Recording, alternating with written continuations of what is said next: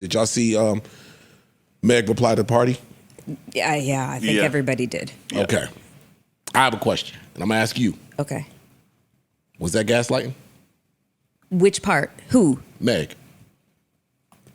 How do you figure? She put the song out. With a line in the song, right? That said nobody's name. Go ahead. You asked me how, so I'm going to explain to you how. She put the song out. You with the line. She's gaslighting nice. Hold on. He replies to that. Well, no, before he replies, he gets killed immediately on the internet, right? Facts. Okay. Killed. Comments, everything. He replies via record. That went on for a week, 2 weeks probably. And now you come out and say, oh, that wasn't even about you. Well, she really can get away with saying that because she didn't put a name on that bullet.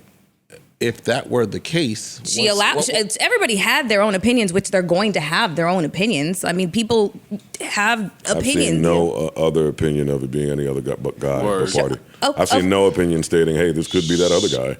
But my question, my thing is, if it don't apply, that's a gaslighting face. This is all gaslighting. If it doesn't apply to him, and you know that, and you see everybody attacking him before he says a thing, you can't say, well, that's not. I wasn't talking about him. As far as I know, he actually did make comments about her prior to the song coming out, and talked about, the demise of their relationship and his reasons behind the demise of the relationship. Nah, he was silent. He was silent. Yeah, only thing we ever saw was him pop out with his new girl. Yeah. He never said a word until the song.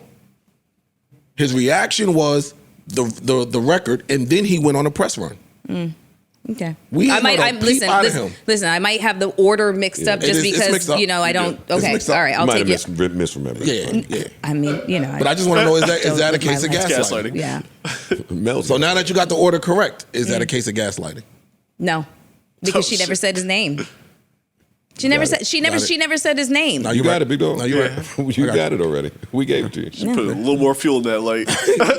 She saw that shit on fire. Because you guys would use because if it was in the reverse, you guys would say the same thing. You guys would say, he never said her name. He could be talking about anybody. Okay. She ain't the first bitch that he fucked. And if it were in the reverse, what would you say when we said that? Well, come on. It's right there at the tip of your tongue. Come on. Starts with a G. It's right there at the tip of your tongue. You can say it. I'd probably say, well, everybody assumes that it is about her. But then you guys would stop me and say, but there's not a name on the bullet, so it could be anybody. And if we said that, you would call that I'd have to shut the fuck up. Nope. I'm not going to do it. Okay. I am not going to do it. Sorry. Respect. Okay. Yo, it is so tough being a male dominant pod, working with a single woman, like one woman. It is tough. That shit is. She did. She gaslit the shit out. But it's fine. We can move on. We don't have to argue about that part. What do we think about the gaslighting job? It's going to always work because she's so much more bigger than he is. Yeah. And his press run looked too much like a press run. Yeah. It didn't look cool. Yeah. It looked like he popped up to anybody that had a microphone. We know that he reached out to us. I was down to do that as well. Not now that you done went and did everything in the world. Now it's over. And for the story that you're telling out there, it's not press run worthy like that. All you're saying is, I cheated, but she cheated first. Or what's cheating? Receiving inappropriate text to the phone, yada, yada, yada. Like, you're doing all of that stuff. We as niggas done heard it all before. Like, we don't. I thought you was coming to spill the tea. Yeah. I mean, he spilled the tea in the song. Yeah. I know. I thought he was going to keep that energy, but. He spilled it. Ain't nothing to spill no more. And, I saw his reply to her reply. They look like they're still in love. They look like they ain't over it yet, both of them. See, that's 1,000%. That was a question I was going to ask. How do you, Mel? Yeah. I love having a woman here sometimes. Okay. Me too. Sometimes. Go ahead. Yeah. As if you're the new girl, how do you feel? I hate all of this. I fucking hate all of this. If I'm the new girl and I'm watching you two, spill all the bullshit that went on, the good, bad, and the ugly, I'm sitting here feeling like a fucking dick. Like, come on, man. I'm watching you talk endlessly about your ex, and it's your famous ex, and it's your stunningly beautiful ex and talent, and I'm feeling like a fucking asshole. You know, it's uncomfortable. And that's just my perception. I don't know how she's feeling about this. That's why I asked if it were you. That's why it sucks asking Mel anything, because Mel is Mel, and Mel's experience is so different from just like a normal girl's experience. She might be loving this. On the flip side, let me provide you with a different POV. Yeah. I've been somewhere in this ballpark too. If a woman likes you, we're acting under the guise that you like this new guy a lot. And you see him having some trouble getting over a recent breakup. Sometimes you might urge that man to do whatever you feel you need to do to get this out of your system so we can proceed. That is true. If that's you venting in a song, baby, do it. If you feel like you need to have one last talk because you got then you can do that. But I can't be here and watch you this way for a certain amount of time.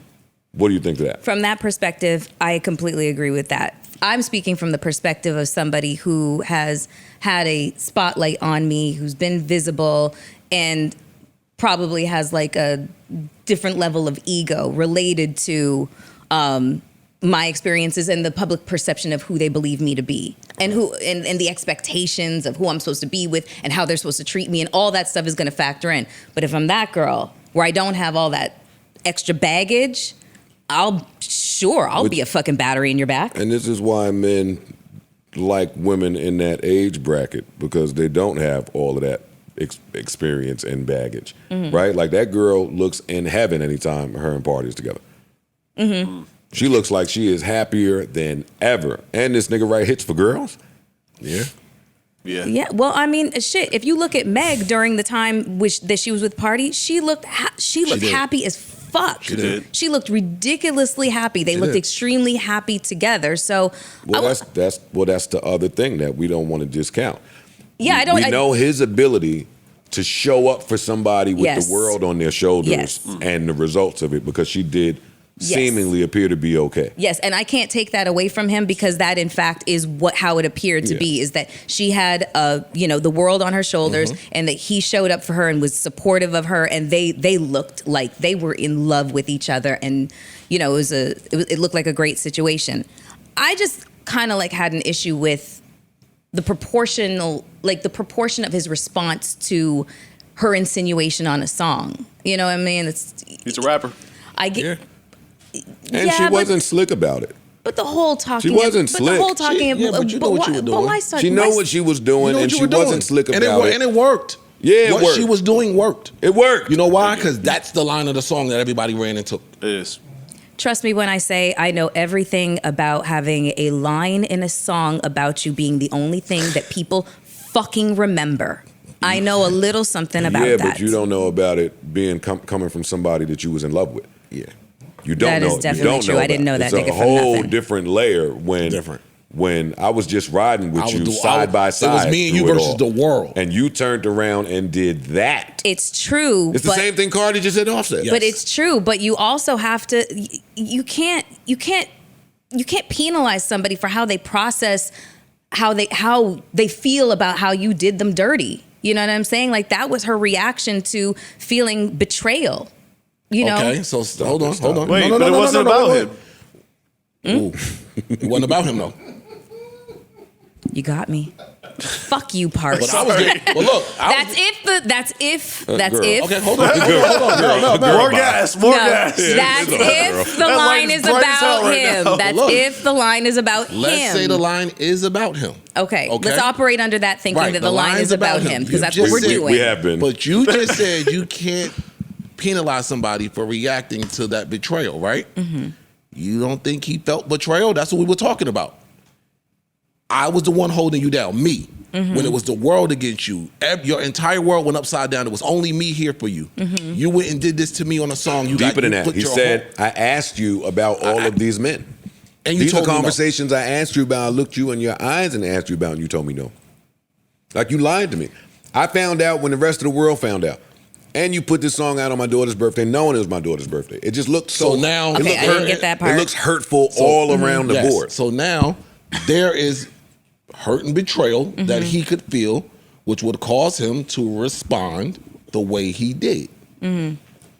What do you say to that? I think it's an uncomfortable conversation that not very many people, especially women, will want to be honest about when it comes to your nigga asking about your fucking body count. You know what I'm saying? Because women are just so used to being judged on that. I'm not letting you do that woman bullshit. Why? Right now. Why? I'm gonna let her do it and then ask her to answer my why question. isn't this a factor? I'm not letting her do it because a body count conversation is one thing.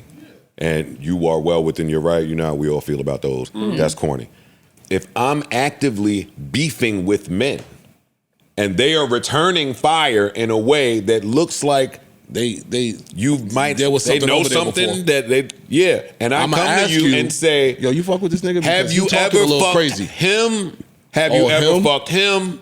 Have you ever fucked him? That is not a body count conversation. No. Okay, so let me ask. I got smoked with these niggas and they looking They and talking to me firing a on me. certain It's way. a nigga talking about you gonna fuck me up when I go backstage at the festival. Are you putting special sauce on this? Or No, is this an actual this fact? happened. That happened.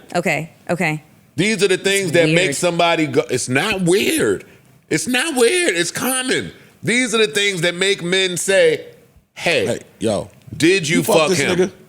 Because he's acting in weird. entertainment. Especially in entertainment. You know what? Let me tell you something. I will say this from recent fucking experiences. What I have come to really realize is that women truly do not understand how you guys function and relate or not relate to each other. We don't get it. Like there's just like a lack of understanding because we're not men. There is nothing And to you understand. put it on your moms that but you there didn't fuck is with 'em. nothing to understand when the man is that direct.